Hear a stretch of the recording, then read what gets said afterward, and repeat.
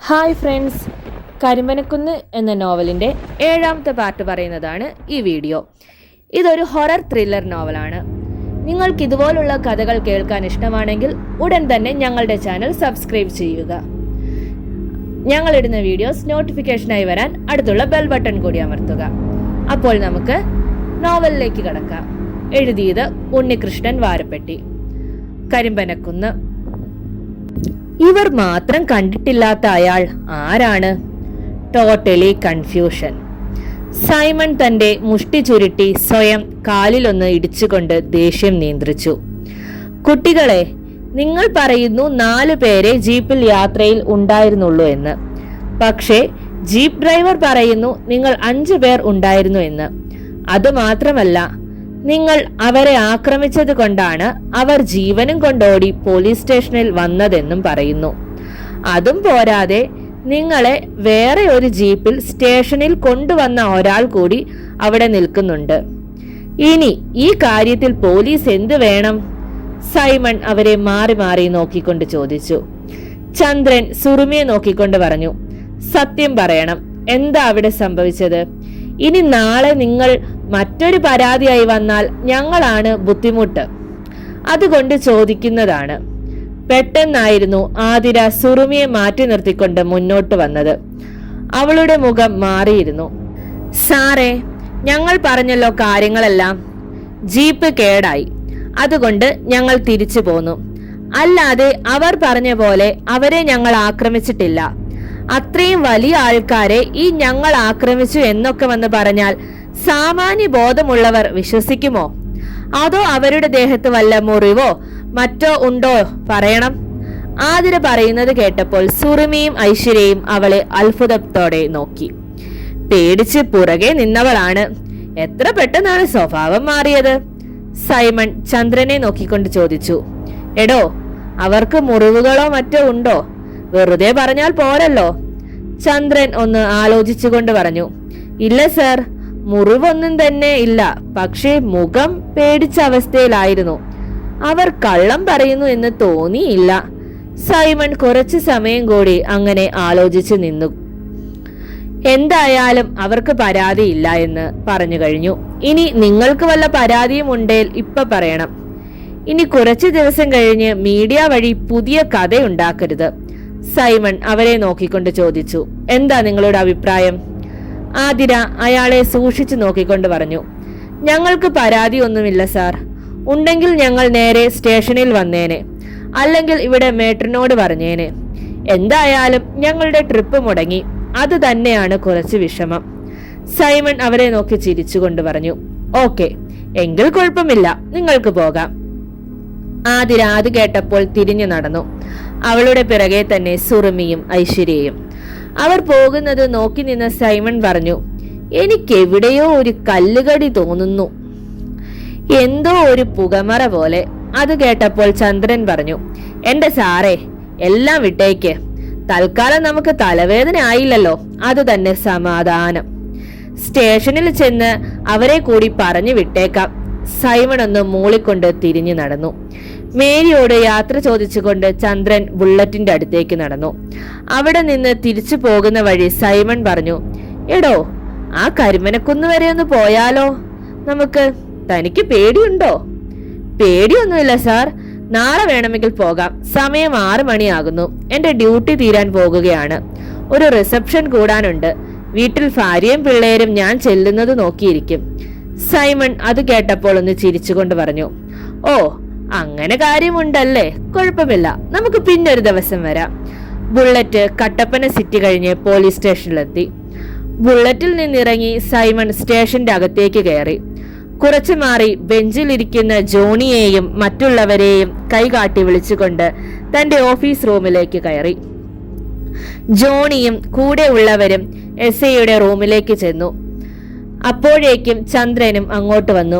കസാരയിൽ ഇരുന്നു കൊണ്ട് തന്റെ തൊപ്പി ഊരി മേശയിൽ വെച്ചുകൊണ്ട് സൈമൺ മുന്നിൽ നിന്നവരെ സൂക്ഷിച്ചു നോക്കിക്കൊണ്ട് ചോദിച്ചു, അപ്പോൾ ഒരു കാര്യം ചെയ്തോ, എല്ലാവരും അഡ്രസ്സും ഫോൺ നമ്പറും എല്ലാം കൃത്യമായി എഴുതി കൊടുത്തിട്ട് പൊക്കോ. എന്തെങ്കിലും പ്രശ്നമുണ്ടെങ്കിൽ ഇപ്പോൾ പറയണം. നാളെ ഇനി ഈ കേസ് പറഞ്ഞു വരരുത്, കേട്ടല്ലോ? എല്ലാവരും പരസ്പരം ഒന്ന് നോക്കി. അത് കേട്ടപ്പോൾ ചന്ദ്രൻ പറഞ്ഞു, സാർ പറഞ്ഞത് കേട്ടല്ലോ, എല്ലാവരും പൊക്കോ. ഇനി സിറ്റിയിൽ പോയി ഈ സംഭവം വിശദീകരിക്കാൻ നിൽക്കണ്ട, അത് നിങ്ങൾക്ക് തന്നെ ദോഷം ചെയ്യും. എല്ലാവരും പോകാൻ തിരിഞ്ഞു. അപ്പോൾ സൈമൺ പറഞ്ഞു, ജോണി ഇവിടെ നിൽക്ക്, മറ്റുള്ളവർ പോകട്ടെ. അത് കേട്ടപ്പോൾ ജോണി തിരിഞ്ഞു നിന്നു. സൈമൺ അയാളെ നോക്കിക്കൊണ്ട് ചോദിച്ചു, നിങ്ങളെ ആക്രമിച്ചു എന്ന് പറഞ്ഞ പെൺകുട്ടി അതിലേതായിരുന്നു? ജോണി ഒന്ന് ആലോചിച്ചുകൊണ്ട് പറഞ്ഞു, സാർ, അതിൽ ചന്ദനം തൊട്ടൊരു കുട്ടി ഉണ്ടായിരുന്നു. ആ കുട്ടിക്ക് മറ്റു 2 കുട്ടികളെക്കാളും കൂടുതൽ മുടിയും ഉണ്ടായിരുന്നു. ആ കൂട്ടത്തിൽ ഏറ്റവും പാവം പോലെ തോന്നിയതും ആ പെൺകുട്ടിയായിരുന്നു. സൈമൺ അത് കേട്ടപ്പോൾ കസാരയിൽ ചാരിയിരുന്നു കൊണ്ടൊന്ന് ആലോചിച്ചു. ഇയാൾ പറയുന്നതനുസരിച്ച് നോക്കുമ്പോൾ തന്നോട് സംസാരിക്കാതെ നിന്ന് പെൺകുട്ടിയാണെന്ന് തോന്നുന്നു. സൈമൺ ജോണിയെ നോക്കിക്കൊണ്ട് വീണ്ടും ചോദിച്ചു, നിങ്ങൾ അവരെ പ്രകോപിച്ചോ, അതോ ഒരു കാരണവും കൂടാതെ ആണോ അവർ നിങ്ങളെ ആക്രമിച്ചത്? ജോണി തന്റെ കൈകൾ നെഞ്ചിൽ പിണച്ചു കെട്ടിക്കൊണ്ട് ചോദിച്ചു. എന്റെ സാറേ, ജീപ്പ് നിന്നുപോയി. അത് കഴിഞ്ഞ് സംസാരിച്ചു കൊണ്ടിരുന്നപ്പോൾ ജീപ്പിൽ നിരഞ്ജൻ എന്ന പേരിൽ ഒരാൾ ഉണ്ടായിരുന്നു. നോവൽ എഴുതുന്ന ആളായിരുന്നു അത്. ഒരു നോവലിന്റെ കാര്യം പറഞ്ഞപ്പോഴാണ് ആ പെൺകുട്ടി ഞങ്ങളെ ആക്രമിച്ചത്. അത് കഴിഞ്ഞ് അവർ 3 പേരും ഓടിപ്പോകുകയും ചെയ്തു. കോടമഞ്ഞ് ഇറങ്ങി നിറഞ്ഞത് കൊണ്ട് ഒന്നും വ്യക്തമായി കാണാനായില്ല ഞങ്ങൾക്ക്. സൈമൺ മുന്നോട്ടൊന്ന് ആഞ്ഞിരുന്നു കൊണ്ട് പറഞ്ഞു, എന്തായാലും വേറെ പ്രശ്നമൊന്നുമില്ലല്ലോ, തനിക്ക് പോകാം. ജോണി ആശ്വാസത്തോടെ പുറത്തേക്കിറങ്ങി. ചന്ദ്രനെ നോക്കിക്കൊണ്ട് സൈമൺ പറഞ്ഞു, എന്തായാലും രഹസ്യമായി ഒന്ന് ആ പെൺകുട്ടികളെ നിരീക്ഷിക്കണം. എനിക്കെന്തോ ഒരു ബാഡ് ഫീൽ ചെയ്യുന്നു. ചന്ദ്രൻ അത് കേട്ടപ്പോൾ പറഞ്ഞു, നോക്കാം സാർ, ഇപ്പോൾ ഞാൻ പോകുകയാണ്. സൈമൺ അയാളെ നോക്കിക്കൊണ്ട് കൈകൊണ്ട് പൊക്കോ എന്ന് ആംഗ്യം കാണിച്ചു. ഒന്ന് സല്യൂട്ട് ചെയ്തുകൊണ്ട് ചന്ദ്രൻ പുറത്തേക്ക് പോയി. സൈമൺ കസാരയിൽ ചാരി കിടന്നുകൊണ്ട് ആലോചനയിലാണ്ടു. രാത്രി 8 മണിയോടെ ഭക്ഷണമെല്ലാം കഴിഞ്ഞ് അലക്സിന്റെ ചാച്ചന്റെ വീട്ടിൽ ഒരു റൂമിലായിരുന്നു ഹരിയും അലക്സും. ഹരി ഗോമസ് ഫാദർ തന്ന പുസ്തകങ്ങൾ നോക്കുകയായിരുന്നു. സൺഡേ ക്ലാസ് വിദ്യാർത്ഥികളും ഫാദറും നിൽക്കുന്ന ഫോട്ടോ കുറച്ചധികം അതിലുണ്ടായിരുന്നു.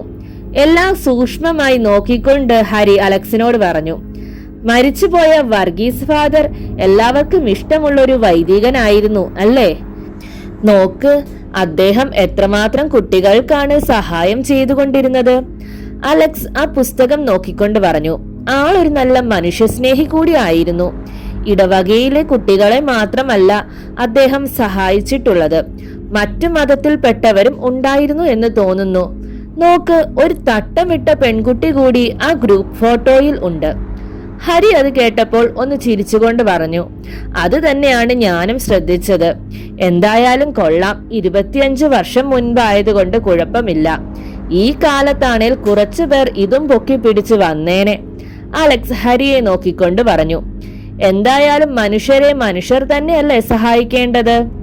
അവിടെ എന്ത് ജാതി, എന്ത് മതം, മനുഷ്യർ നേർവഴി നടക്കാൻ വേണ്ടി പൂർവികരായിട്ട് കൊണ്ടുവന്ന ഏർപ്പാടല്ലേ ഒരു തരത്തിൽ ഈ മതവും ഈശ്വരന്മാരും. അത് തന്നെയാണ് സത്യം അലക്സ്. ഈശ്വരൻ നമ്മളിൽ എല്ലാവരിലും ഉണ്ട്. മുന്നിൽ കാണുന്ന സഹജീവികളോട് കരുണ കാണിക്കുന്നില്ല എങ്കിൽ പ്രാർത്ഥന കൊണ്ട് എന്താണ് ഫലം? എന്റെ വിശ്വാസം അങ്ങനെയാണ്. മനസ്സ് ഏകാഗ്രമാക്കാൻ പ്രാർത്ഥന നല്ലതാണ്. പക്ഷേ പ്രാർത്ഥന കൊണ്ട് മാത്രം ഈശ്വരനെ അറിയുന്നില്ല. അതിന് നല്ല പ്രവൃത്തി കൂടി ചെയ്യണം. അപ്പോഴാണ് മനുഷ്യൻ ദൈവതുല്യനാകുന്നത്. അലക്സ് എഴുന്നേറ്റുകൊണ്ട് പറഞ്ഞു, ഹരി ഈ റൂമിൽ കിടന്നോ, ഞങ്ങൾ കുറച്ച് കുടുംബകാര്യമൊക്കെ സംസാരിച്ച് കുറച്ച് വൈനൊക്കെ അടിച്ചിരിക്കട്ടെ. തനിക്ക് അതൊക്കെ ഹറാമാണല്ലോ അല്ലേ? ഹരി അലക്സിനെ നോക്കി ചിരിച്ചുകൊണ്ട് പറഞ്ഞു, ഓ ആവട്ടെ, ഞാൻ രാവിലെ 5 മണിക്ക് എഴുന്നേൽക്കും, കേട്ടല്ലോ. താൻ ആ ടൈം എഴുന്നേറ്റ് റെഡിയാകണം.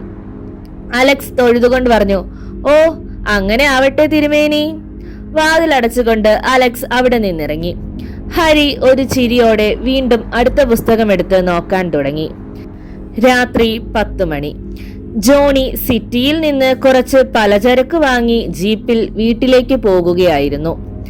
അയാളുടെ മനസ്സ് നിറയെ ഉച്ചയ്ക്ക് നടന്ന സംഭവങ്ങളായിരുന്നു. എന്തൊക്കെയായിരുന്നു നടന്നത്? എന്നാലും ആ പെൺകുട്ടി എന്തിനായിരിക്കും അക്രമാസക്തിയായത്? ആരാണ് ആ നോവലിസ്റ്റ്? അയാളും ആ പെൺകുട്ടിയും തമ്മിൽ എന്തെങ്കിലും ബന്ധമുണ്ടാകുമോ? അനേകം ചോദ്യങ്ങൾ അയാളുടെ മനസ്സിലൂടെ കടന്നുപോയി. ജീപ്പ് ഒരു വളവ് തിരിഞ്ഞ് മുന്നോട്ടു പോകുമ്പോഴായിരുന്നു അയാൾ ആ കാഴ്ച കണ്ടത്. ഒരാൾ കൈ ഉയർത്തിക്കൊണ്ട് റോഡിൽ കൂടി ഓടി വരുന്നു. ജോണി ജീപ്പ് പെട്ടെന്ന് ബ്രേക്ക് പിടിച്ചു നിർത്തി. ജീപ്പിന്റെ ഹെഡ്ലൈറ്റ് വെട്ടത്തിൽ അയാൾ കണ്ടു, മുന്നോട്ട് വരുന്ന ആളുടെ ദേഹത്ത് നിറയെ ചോരയായിരുന്നു. ഒരു നിമിഷം അയാൾ ആ സ്ഥലം ഓർത്തെടുത്തു. തങ്ങൾ രാവിലെ ട്രിപ്പ് പോയ സ്ഥലത്തേക്ക് തിരിയുന്ന ഇടത്താണ് ജീപ്പ് നിർത്തിയത്. ജോണി അറിയാതെ ആ വഴിയിലേക്ക് നോക്കി. ആ വഴിയിലെ സ്ട്രീറ്റ് ലൈറ്റ് വെട്ടത്തിൽ അയാൾ കണ്ട കാഴ്ച. ഒരു നിമിഷം അയാൾ ഞെട്ടി വിറച്ചുകൊണ്ട് ജീപ്പിൽ നിന്ന് ചാടിയിറങ്ങി. ആ വഴിയിൽ ഒരു പെൺകുട്ടി നിൽക്കുന്നത് ജോണി വ്യക്തമായി തന്നെ കണ്ടു. അവളുടെ ഒരു കൈയിലെ വിരലുകൾ 5ഉം ചോരയിൽ കുളിച്ചിരുന്നു. മുന്നിൽ നിന്ന് ഓടി വന്ന ആൾ ജോണിയുടെ ദേഹത്തേക്ക് വീണു. അയാളുടെ മുഖം കണ്ടപ്പോൾ ജോണി വീണ്ടും ഒന്ന് ഞെട്ടി. ഇത് താനല്ലേ? ജോണിയുടെ ദേഹം വിറച്ചു തുടങ്ങി. അടുത്ത നിമിഷം അയാൾ റോഡിലേക്ക് കുഴഞ്ഞു വീണുപോയി. കരിമ്പനക്കുന്നിറങ്ങി ഒരു നേർത്ത ചിരി ലേഡീസ് ഹോസ്റ്റൽ ലക്ഷ്യം വെച്ച് നീങ്ങാൻ തുടങ്ങി. പതിവില്ലാത്ത വിധം അവിടെ മുഴുവൻ കോടമഞ്ഞിറങ്ങാൻ തുടങ്ങി. ലേഡീസ് ഹോസ്റ്റലിന്റെ ഗേറ്റ് തനിയെ തുറന്നു. Johnny, Johnny! ആരോ തന്നെ വിളിക്കുന്നത് കേട്ടായിരുന്നു അയാൾ കണ്ണു തുറന്നത്. മുന്നിൽ 2 പേർ. സിറ്റിയിൽ പലചരക്ക് കട നടത്തുന്ന രാജനും പണിക്കാരൻ ബായും ആയിരുന്നു മുന്നിൽ. എന്താ പറ്റിയത്? രാജൻ അയാളെ കയ്യിൽ പിടിച്ച് എഴുന്നേൽപ്പിച്ചുകൊണ്ട് പറഞ്ഞു. തന്റെ ജീപ്പ് കിടക്കുന്നത് കണ്ടാണ് ഞങ്ങൾ ബൈക്ക് നിർത്തിയത് തന്നെ. കുറെ നേരം വിളിച്ചു നോക്കി, അനക്കമില്ല. അതുകൊണ്ടാണ് മുന്നോട്ട് വന്ന് നോക്കിയത്. അപ്പോൾ താൻ റോഡിൽ വീണ് കിടക്കുന്നു. ജോണി ജീപ്പിലേക്ക് ചാരി നിന്നുകൊണ്ട് ഒന്ന് കിതച്ചു. പിന്നെ ആ പെൺകുട്ടി നിന്ന സ്ഥലത്തേക്ക് നോക്കി. അവിടെ ആരും ഉണ്ടായിരുന്നില്ല. ജോണി ജീപ്പിലേക്ക് കയറി ഇരുന്നു കൊണ്ട് മെല്ലെ പറഞ്ഞു. പെട്ടെന്ന് ഒരു തലകറക്കം പോലെ തോന്നി. ജീപ്പ് നിർത്തിയതും റോഡിലേക്ക് വീണുപോയി ചേട്ടാ. രാജൻ ജോണിയെ നോക്കിക്കൊണ്ട് പറഞ്ഞു. കുഴപ്പമില്ല എങ്കിൽ താൻ പൊക്കോളൂ. വയ്യ എന്ന് തോന്നുന്നു എങ്കിൽ ഞാൻ ജീപ്പ് ഓടിക്കാം. ബൈക്ക് ബായി കൊണ്ടുവന്നോളും. ജോണി ജീപ്പ് സ്റ്റാർട്ട് ചെയ്തുകൊണ്ട് പറഞ്ഞു. ഇല്ല, ഞാൻ പോയിക്കൊള്ളാം ചേട്ടാ, കുഴപ്പമൊന്നുമില്ല. അയാൾ ജീപ്പ് ഓടിച്ചു കൊണ്ടുപോകുന്നത് രാജൻ നോക്കി നിന്നു. പിന്നെ ആ വളവിലേക്കൊന്ന് നോക്കിക്കൊണ്ട് മെല്ലെ പറഞ്ഞു. വീണ്ടും കുഴപ്പങ്ങൾ തുടങ്ങുകയാണോ എന്റെ ഭഗവാനെ? അയാൾ ബൈക്കിൽ കയറിയിരുന്നു കൊണ്ട് ബായിയോട് പറഞ്ഞു. വേഗം പോകാം, ഇവിടെ ഈ സമയം അങ്ങനെ നിൽക്കാൻ കൊള്ളില്ല. ബായി ബൈക്ക് സ്റ്റാർട്ട് ചെയ്തുകൊണ്ട് മുന്നോട്ട് പോയി. ഈ സമയം ലേഡീസ് ഹോസ്റ്റലിന്റെ പുറത്തെ കാറ്റാടി മരം വല്ലാത്ത രീതിയിൽ ആടിയുലയാൻ തുടങ്ങി. അന്തരീക്ഷത്തിൽ കോടയും കാറ്റും ഇറങ്ങി. തന്റെ ദേഹത്ത് ആരോ കയറിയിരിക്കുന്ന പോലെ ഒരു തോന്നൽ ശക്തമായപ്പോഴായിരുന്നു മേരി കണ്ണുകൾ തുറന്ന് കിടക്കയിൽ എഴുന്നേറ്റിരുന്നത്. ഇരുട്ടിലേക്ക് നോക്കിയിരുന്ന് അവർ കിതച്ചു. ഫാനിന്റെ കാറ്റിലും മുഖത്ത് പൊടിഞ്ഞ വിയർപ്പ് 2 കൈകൊണ്ട് തുടച്ചുകൊണ്ട് കൈയെത്തിച്ച് ലൈറ്റിന്റെ സ്വിച്ച് ഇട്ടു. അവർ തന്റെ നെഞ്ചിൽ തിരുമ്മിക്കൊണ്ട് മനസ്സിലോർത്തു. കർത്താവേ, എന്തായിരുന്നു അത്? ആദ്യമാണ് ഇങ്ങനെ ഒരു അനുഭവം. മേശയിൽ ഒരു ജഗ്ഗിൽ വെള്ളം ഇരിക്കുന്നത് കണ്ട് അവർ അതെടുത്ത് കുടിച്ചു. പുറത്ത് മെല്ലെ കോട ഇറങ്ങിക്കൊണ്ടിരിക്കുന്നുണ്ട്. കുരിശ് വരച്ചുകൊണ്ട് മേരി വീണ്ടും കിടക്കയിലേക്ക് കിടന്നു. ഉറക്കം പോയിരുന്നു. ലൈറ്റ് കിടത്താൻ തോന്നിയില്ല. ഭിത്തിയിൽ വെച്ചിരുന്ന ക്ലോക്കിലേക്ക് നോക്കി. സമയം 11 ആകുന്നു. മേരി കണ്ണുകൾ ഇറുക്കി അടച്ചു കിടന്നു. ക്ലോക്കിലെ സെക്കൻഡ് സൂചി ചലിക്കുന്ന ശബ്ദം മാത്രം റൂമിൽ ഉയർന്നു. ഏയ്! നേരത്തെ ഒരു വിളി മേരിയുടെ കാതിൽ വന്നു വീണു. അവർ കണ്ണുകൾ മെല്ലെ തുറന്നു നോക്കി. മുറിയിൽ ഫാനിന്റെ കാറ്റിൽ ഇളകിയാടുന്ന ജനൽ കർട്ടൻ. പെട്ടെന്ന് ഫാനിന്റെ സ്പീഡ് കൂടാൻ തുടങ്ങി. മേരി കിടക്കയിൽ കിടന്നുകൊണ്ട് കർട്ടനിലേക്ക് നോക്കി. അടുത്ത നിമിഷം കർട്ടൻ വായുവിൽ തങ്ങി നിന്നു. ഒരാളുടെ ദേഹത്ത് കർട്ടൻ കിടക്കുന്ന പോലെ ആയിരുന്നു അത്. മേരി ഞെട്ടി വിറച്ചുകൊണ്ട് എഴുന്നേൽക്കാൻ ഒരു ശ്രമം നടത്തി. പക്ഷേ അവൾക്ക് തന്റെ കിടക്കയിൽ ആരോ പിടിച്ചമർത്തി വെച്ച പോലെയാണ് അനുഭവപ്പെട്ടത്. മേരി കണ്ണുകൾ അടയ്ക്കാൻ ശ്രമിച്ചു. പക്ഷെ അവർക്ക് അതിനും കഴിഞ്ഞില്ല. തന്റെ കഴുത്തിൽ അണിഞ്ഞിരുന്ന കൊന്തയിലേക്ക് മേശയിലിരുന്ന ഒരു പുസ്തകം നിരങ്ങി വന്ന് കൊന്തയെ മൂടിക്കൊണ്ട് നിലത്തേക്ക് വീണു. പെട്ടെന്ന് ഫാനിന്റെ സ്പീഡ് കുറഞ്ഞു വന്നു തുടങ്ങി. മേരി ഫാനിലേക്ക് തന്നെ നോക്കിക്കിടന്നു. ഫാൻ കറങ്ങി മെല്ലെ നിന്നു. കർട്ടൻ പൂർവ്വസ്ഥിതിയിലായി. മേരി കിടന്നുകൊണ്ട് ഉമ്മനീറിറക്കി. അവർക്ക് ഉറക്കെ നിലവിളിക്കാൻ തോന്നി. അടുത്ത നിമിഷം ഡോറിൽ ആരോ തട്ടുന്ന ശബ്ദം കേട്ടു. പുറത്ത് ഒന്നിൽ കൂടുതൽ ആളുകൾ ഉള്ള പോലെ ആരൊക്കെയോ അടക്കം പറഞ്ഞ് ചിരിച്ചു നടന്നു പോകുന്ന പോലെ. ഇടയ്ക്ക് ഒരു ബൂട്ടിന്റെ ശബ്ദം അകലെ നിന്ന് കേൾക്കാനും തുടങ്ങി. മെല്ലെ വാതിലിന് പുറത്തു കേട്ട ശബ്ദങ്ങൾ നേർത്ത് ഇല്ലാതെയാകുന്നത് മേരി അറിഞ്ഞു. ബൂട്ടിന്റെ ശബ്ദം വാതിലിന്റെ അടുത്തേക്ക് വരെ വന്നു നിന്നു. കുറച്ചു നേരം നിശബ്ദതയായിരുന്നു. മേരിയുടെ കണ്ണുകൾ മാത്രം കറങ്ങിക്കൊണ്ടിരുന്നു. ക്ലോക്ക് നിന്നിരിക്കുന്നു. അവരുടെ കണ്ണുകൾ ക്ലോക്കിൽ തങ്ങി നിന്നു. പുതിയ ബാറ്ററി മാറ്റിയിട്ടതാണ് ക്ലോക്കിൽ. അടുത്ത നിമിഷം ക്ലോക്കിന്റെ മുകളിലേക്ക് ഒരു പല്ലി ഇഴഞ്ഞു വന്നു. അസാധാരണ വലിപ്പമുണ്ടായിരുന്നു അതിന്. അത് ക്ലോക്കിൽ ഇരുന്നു കൊണ്ട് ഒന്ന് ചുറ്റിത്തിരിഞ്ഞു. പല്ലിയുടെ കണ്ണുകൾ തന്റെ നേരെയാണെന്ന് മേരി കണ്ടു. അതിന്റെ കണ്ണുകൾ മെല്ലെ ഒന്ന് തിളങ്ങി. പെട്ടെന്ന് വീണ്ടും ഫാൻ കറങ്ങാൻ തുടങ്ങി. മേരി ഫാനിലേക്ക് നോക്കി. അതിന്റെ ലീഫുകൾ മെല്ലെ വളയാൻ തുടങ്ങി. കുറച്ച് സമയം കൊണ്ട് ഫാനിന്റെ ലീഫുകൾ വാർക്കയിൽ തട്ടി നിന്നു.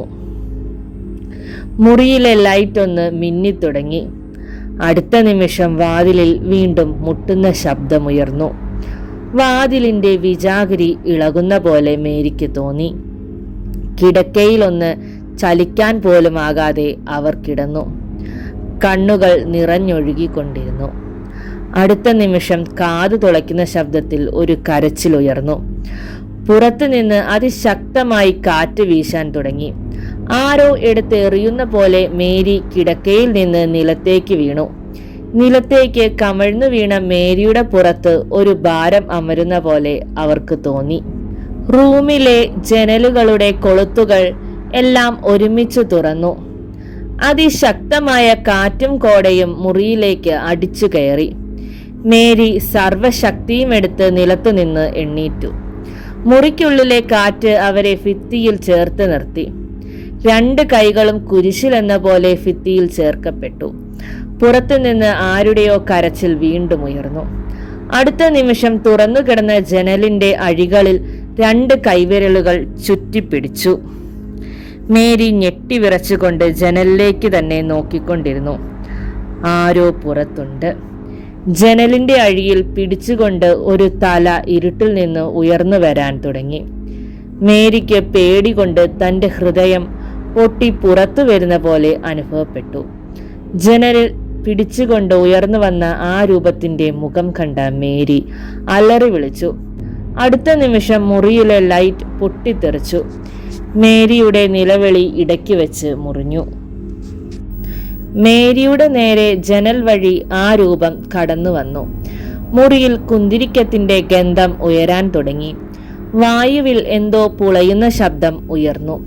മേരി ഭിത്തിയിൽ നിന്ന് താഴേക്ക് ഊർന്നിറങ്ങി. അവർ നിലത്ത് കമഴ്ന്നു കിടന്നു. മുറിക്കുള്ളിൽ ഒരു പ്രകാശം നിറഞ്ഞു. മേരി മെല്ലെ കൈകുത്തി എഴുന്നേറ്റു. ജനൽ വഴി കാറ്റ് അകത്തേക്ക് ഇരച്ചു കയറി. അവർ മെല്ലെ എഴുന്നേറ്റ് ചെന്ന് മേശയ്ക്കരികിൽ പുസ്തകം കൊണ്ട് മൂടിയ നിലയിൽ കിടന്ന കൊന്തയെടുത്ത് കഴുത്തിലിട്ടു. അപ്പോഴേക്കും കരണ്ട് വന്നു. മേരി വേച്ച് ചെന്ന് ജനലുകൾ എല്ലാം അടച്ചു. കതകിന്റെ നേരെ പോലും നോക്കാതെ കട്ടിലിൽ വന്ന് കിടന്നു. ദേഹം മുഴുവൻ ഇടിച്ചു നുറുങ്ങുന്ന വേദന. മേരി ഫാനിലേക്ക് നോക്കി. അതിന്റെ ലീഫുകൾ പൂർവ്വസ്ഥിതിയിലായിരുന്നു. ക്ലോക്ക് വീണ്ടും ഓടിത്തുടങ്ങി. സമയം 1 മണി കഴിഞ്ഞു. ലൈറ്റ് ഓഫ് ചെയ്യാൻ തോന്നിയില്ല. മെല്ലെ അവരുടെ കണ്ണുകളിലേക്ക് ഉറക്കം കടന്നു വന്നു തുടങ്ങി.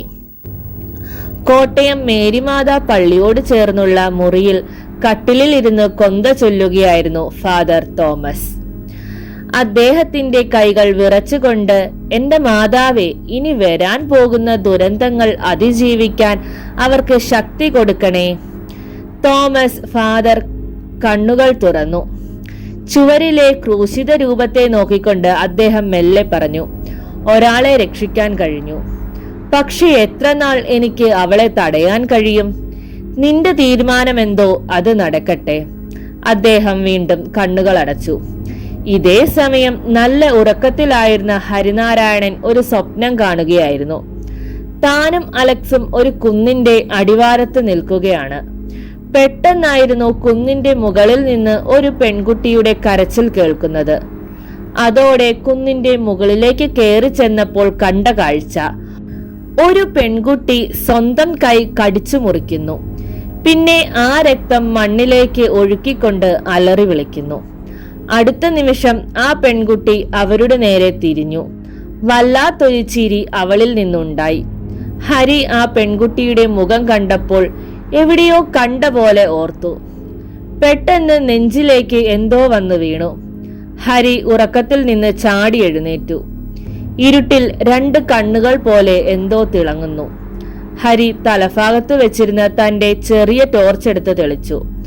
അടുത്ത നിമിഷം ഒരു വവ്വാൽ ഹരിയുടെ നേരെ പാഞ്ഞു വന്നു. ഹരി കട്ടിലിലേക്ക് മറിഞ്ഞു. തുറന്നു കിടക്കുന്ന ജനൽ വഴി അത് പുറത്തേക്ക് പറന്നുപോയി. ഹരി കുറച്ചു സമയം അങ്ങനെ തന്നെ കിടന്നു. അവന്റെ മുഖത്ത് ഒരു ചിരി വിടർന്നു. അപ്പോൾ തന്റെ വഴി നേരെ തന്നെയാണ്. കരിമ്പനക്കുന്നിൽ കുഴിച്ചു മൂടപ്പെട്ട ആ വലിയ രഹസ്യം ഉടനെ തന്നെ ലോകം അറിയാൻ പോകുന്നു. ഹരി ശിവപഞ്ചാക്ഷരി മന്ത്രം 108 പ്രാവശ്യം മനസ്സിൽ ചൊല്ലിക്കൊണ്ട് കണ്ണുകൾ അടച്ചു. ഇതേ സമയം ഹോസ്റ്റൽ മുറിയിൽ തന്റെ പേരാരോ മെല്ലെ വിളിക്കുന്ന കേട്ടായിരുന്നു സുറുമി കണ്ണുകൾ തുറന്നത്. ഇരുട്ടിൽ അവൾ കൈകൾ പരതി നോക്കി. ഐശ്വര്യയും ആതിരയും തന്റെ 2 വശങ്ങളിൽ കിടപ്പുണ്ട്. അവരുടെ ശ്വാസോച്ഛ്വാസം ശ്രദ്ധിച്ച സുറുമിക്ക് അവർ നല്ല ഉറക്കത്തിലാണെന്ന് മനസ്സിലായി. ഇരുട്ടിൽ അവൾ വീണ്ടും ചെവിയോർത്തു. സുറുമി, ഇവിടെ വാ, ജനൽ തുറന്ന് നോക്ക്, ഞാൻ ദാ ഇവിടെ തന്നെയുണ്ട്, പുറത്തേക്ക് വാ, എനിക്ക് ഒരുപാട് കാര്യങ്ങൾ പറയാനുണ്ട്. സുറുമി മെല്ലെ എഴുന്നേറ്റ്. പുറത്തു നിന്നുള്ള വെളിച്ചം ജനൽ വഴി കാണാം. ജനലിന്റെ നേരെ ചെന്ന അവൾ ഒരു നിമിഷം ആലോചിച്ചു നിന്നു. ഈ ശബ്ദം താൻ എവിടെയോ കേട്ടിട്ടുണ്ടല്ലോ. അവൾ മുറിയിലെ ലൈറ്റ് ഓൺ ചെയ്തു. പിന്നെ തിരിഞ്ഞ് അവരെ നോക്കി. ഐശ്വര്യയും ആതിരയും നല്ല ഉറക്കത്തിലാണ്. സുറുമി ജനലിന്റെ കൊളുത്തെടുത്തു. പിന്നെ മെല്ലെ ജനൽപ്പാളി തുറന്നു. സുറുമി, ഇറങ്ങി വാ, നീ എന്തിനാണ് സംശയം വിചാരിക്കുന്നത്? ഇവിടേക്ക് നോക്ക്. ശബ്ദം കേട്ട സ്ഥലത്തേക്ക് സുറുമി നോക്കി. അടുത്ത നിമിഷം ജനലിന്റെ അടുത്ത് നിന്ന് അവൾ പുറകോട്ട് മാറിപ്പോയി. പുറത്ത് വലിയ മരത്തിന്റെ ചുവട്ടിൽ അവളെ നോക്കിക്കൊണ്ട് നിൽക്കുന്ന ആതിര. സുറുമി കണ്ണുകളൊന്ന് തിരുമിക്കൊണ്ട് വീണ്ടും പുറത്തേക്ക് നോക്കി. അത് ആതിര തന്നെയാണല്ലോ. അപ്പോൾ ഈ കട്ടിലിൽ കിടക്കുന്നത് ആരാണ്? സുറുമി മെല്ലെ തിരിഞ്ഞുകൊണ്ട് കട്ടിലിലേക്ക് നോക്കി. അടുത്ത നിമിഷം ഞെട്ടിവിറച്ചുകൊണ്ട് അവൾ ഭിത്തിയോട് ചേർന്ന് നിന്നുപോയി. കട്ടിലിൽ എണ്ണീറ്റിരുന്ന് തന്നെ നോക്കി ചിരിക്കുന്ന ആതിര. സുറുമി അവളെ തന്നെ നോക്കിക്കൊണ്ട് നിന്നു. ആതിര അവളെ നോക്കിയൊന്ന് ചിരിച്ചുകൊണ്ട് പറഞ്ഞു, സുറുമി, എന്താ നിനക്ക്? പുറത്തേക്ക് പോകണോ? ആതിര വാതിലിന്റെ നേരെ നോക്കി. അടുത്ത നിമിഷം വാതിൽ തുറന്നു. അടുത്ത നിമിഷം ആരോ പിടിച്ച് വലിച്ചുകൊണ്ട് പോകും പോലെ സുറുമി പുറത്തേക്ക് കുതിച്ചു. ആതിര കട്ടിലിൽ ഇരുന്നു കൊണ്ട് വാതിലിലേക്ക് നോക്കിയൊന്ന് ചിരിച്ചു. സുറുമി മുറ്റത്തേക്ക് കറങ്ങി വീണുപോയി. ഒരു നിമിഷം അവൾ കണ്ണുകൾ അടച്ചുകൊണ്ട് അനങ്ങാതെ തന്നെ നിലത്തു കിടന്നു.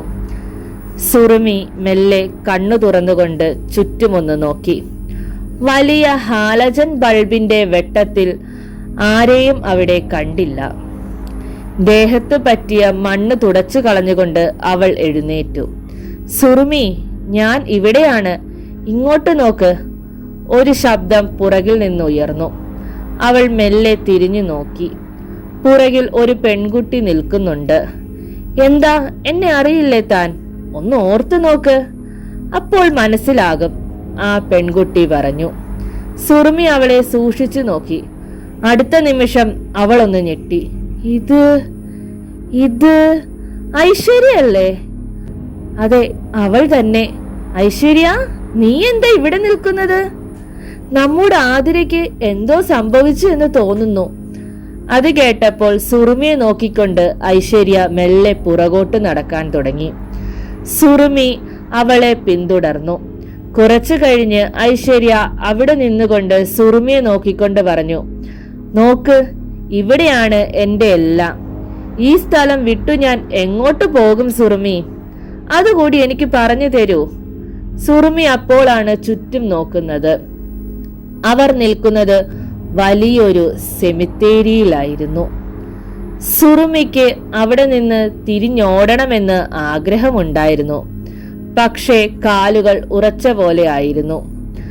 ഐശ്വര്യ അവളുടെ തോളിൽ മെല്ലെ കൈവച്ചുകൊണ്ട് പറഞ്ഞു, ജനിച്ചാൽ ഉറപ്പായും മരിക്കണം. അതാണ് പ്രകൃതി നിയമം. പക്ഷേ അതിന് പ്രകൃതി തന്നെ ഒരു സമയം വെച്ചിട്ടുണ്ട്. ആ സമയം പോയേ തീരൂ. ഐശ്വര്യ കുറച്ചു സമയം സുറുമിയെ തന്നെ നോക്കി നിന്നു. അവളുടെ കണ്ണുകൾ നിറഞ്ഞു വന്നു. പക്ഷേ മനസ്സ് കല്ലാക്കി മാറ്റിയ കുറച്ച് മനുഷ്യർ ആ ജോലി ഏറ്റെടുത്തു കഴിഞ്ഞാൽ പിന്നെ അടങ്ങിയിരിക്കണോ ഞാൻ? അടുത്ത നിമിഷം ഐശ്വര്യയുടെ മുഖം മാറിത്തുടങ്ങി. അവൾ പുറകോട്ട് നടന്നുകൊണ്ട് ഒന്നലറി. സുറുമി അത് കേട്ടപ്പോൾ കാതു പൊത്തി കണ്ണടച്ചുകൊണ്ട് അവിടെ തന്നെ മുട്ടുകുത്തിയിരുന്നു പോയി. തന്റെ ചുറ്റും എന്തോ സംഭവിക്കുന്നുണ്ട്. സുറുമി കണ്ണുകൾ തുറന്നുകൊണ്ട് ഐശ്വര്യയെ നോക്കി. അടുത്ത നിമിഷം അവള് ചാടി എഴുന്നേറ്റു. കുറച്ച് ആളുകൾ ഐശ്വര്യയുടെ ചുറ്റിനും നിൽക്കുന്നുണ്ട്. പക്ഷേ ഒരു നിഴൽ പോലെയാണ് അവരെ കാണുന്നത്. ഐശ്വര്യ അവളെ നോക്കിക്കൊണ്ട് പറഞ്ഞു, എല്ലാത്തിനും ഒരു സമയമുണ്ട് സുറുമി. സംഭവിക്കാനുള്ളത് എത്ര നാൾ കഴിഞ്ഞും സംഭവിക്കും. ഐശ്വര്യ മെല്ലെ ഒന്ന് ചിരിച്ചു. പിന്നെ നിലത്തേക്ക് കുഴിഞ്ഞു പോയി തുടങ്ങി. സുറുമി അത് കണ്ടപ്പോൾ ഉറക്കെ നിലവിളിച്ചു. ഐശ്വര്യയുടെ മുഖമൊഴികെ ബാക്കിയെല്ലാം മണ്ണിലേക്ക് താഴ്ന്നു പോയിരുന്നു. സുറുമി, എന്താ നിനക്ക്? എന്തു പറ്റി? ഇവിടെ വന്ന് നിൽക്കുന്നത് എന്തിനാണ്? ആരോ തന്റെ തോളിൽ പിടിച്ചു കുലുക്കുന്നു. സുറുമി തിരിഞ്ഞു നോക്കി. മുന്നിൽ ഐശ്വര്യയും ആതിരയും നിൽക്കുന്നു. ആതിര സുറുമിയുടെ കവിളിൽ തട്ടിക്കൊണ്ട് ചോദിച്ചു, എന്താടാ നീ രാത്രി തനിയെ എന്തിനു പുറത്തിറങ്ങി?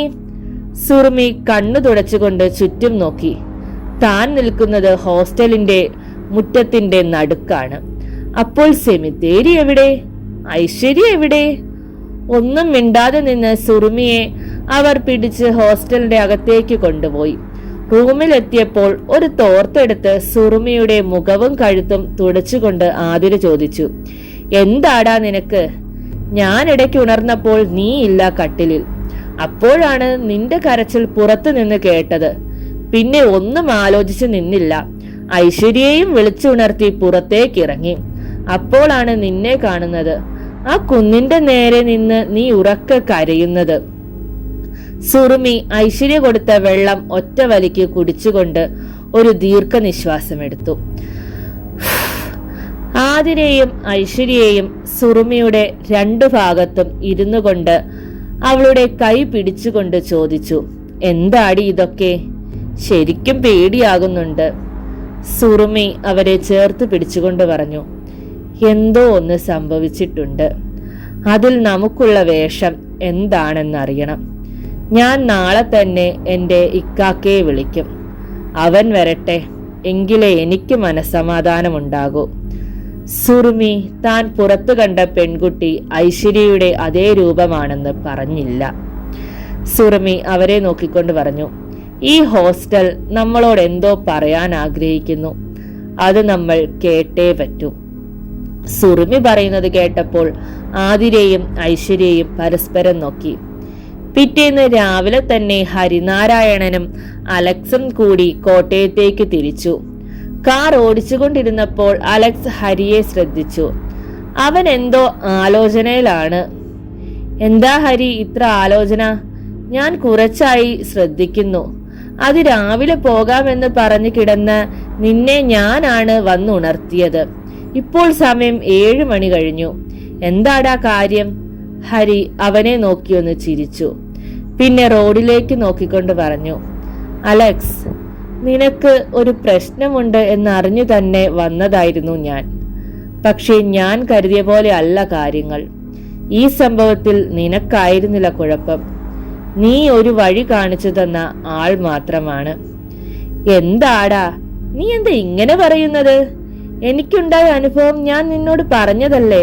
കുർബാന എടുക്കുന്ന സമയം ഉണ്ടായ അസ്വസ്ഥതകൾ, അതും പിന്നെ എന്റെ അപ്പച്ചൻ പറഞ്ഞതുപോലെ തന്നെ.